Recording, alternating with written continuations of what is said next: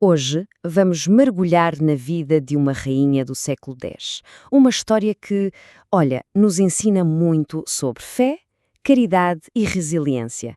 Estamos a falar de Santa Matilde. E para a gente começar a pensar, fica aqui uma pergunta que vai guiar toda a nossa conversa.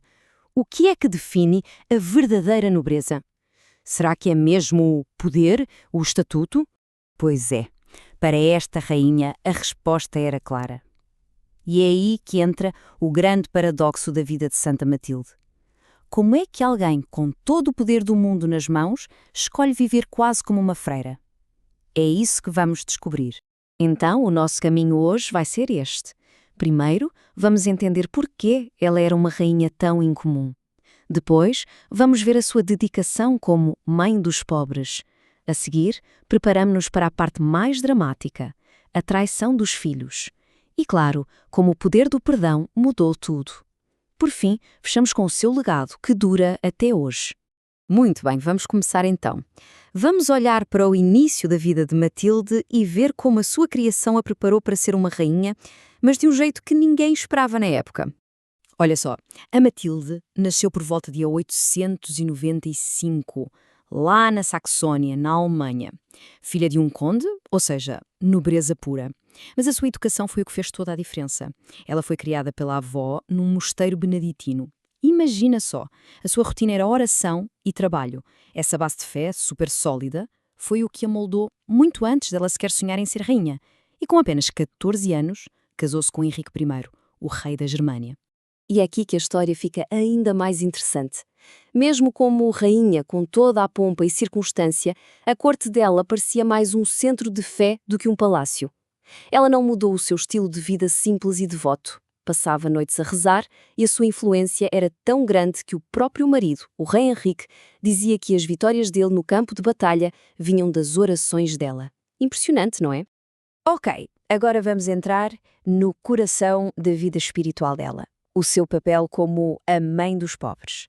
Aqui é onde o tesouro real ganha um destino completamente diferente. O reino de Deus. E este título, Mãe dos Pobres, não era só um apelido bonito, não. Resumia exatamente a missão de vida dela. Para Matilde, a riqueza e o poder não eram o objetivo final. Eram, na verdade, ferramentas para servir quem mais precisava. E a fé dela era muito prática, muito de mãos à obra. Ela usava os bens da coroa para ajudar os necessitados. Fundou hospitais, mosteiros, igrejas. Ela fazia questão de visitar os doentes, de confortar os prisioneiros, de dar comida e roupa a quem não tinha. E uma das suas obras mais famosas, claro, foi a fundação da abadia de Quedlinburgo, que se tornou um centro espiritual e de caridade importantíssimo. E tinha uma frase que ela repetia sempre para os seus 5 filhos, uma frase que era basicamente o lema da sua vida. Feliz aquele que prepara a sua salvação eterna. Era a forma dela de dizer, olhem, o poder aqui na terra passa. O que fica, o que constrói um legado de verdade, são as nossas ações de fé e caridade. E agora a gente entra na parte mais tensa e dramática da história. O momento em que a fé de Matilde foi posta à prova da forma mais dura possível. Não por inimigos do reino, mas pela sua própria família. Foi o calvário de uma mãe. Depois da morte do rei Henrique, em 936, tudo aconteceu muito rápido. O mundo dela virou de cabeça para baixo. Primeiro, explode uma briga feia pela sucessão entre os filhos, Otão e Henrique. Logo a seguir, o impensável. Os dois, que estavam a lutar um contra o outro, unem-se contra a própria mãe. Fazem acusações falsas contra ela e, por fim, Matilde é exilada e tudo o que ela tem é confiscado. E a ironia aqui é cruel, não é?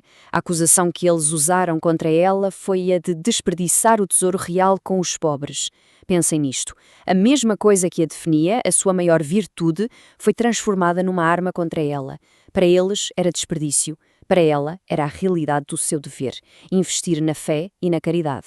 Então, diante desta traição imensa, o que é que ela faz? A reação dela é talvez a parte mais poderosa de toda esta história. Porque ela não busca vingança, ela não luta pelo poder. A ação mais poderosa dela foi outra, o perdão. A resposta dela foi completamente contra o que a gente esperaria. Primeiro, a aceitação.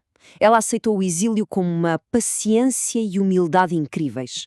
Depois, o retiro. Ela foi para um convento que ela mesma tinha fundado. E, por fim, a intercessão.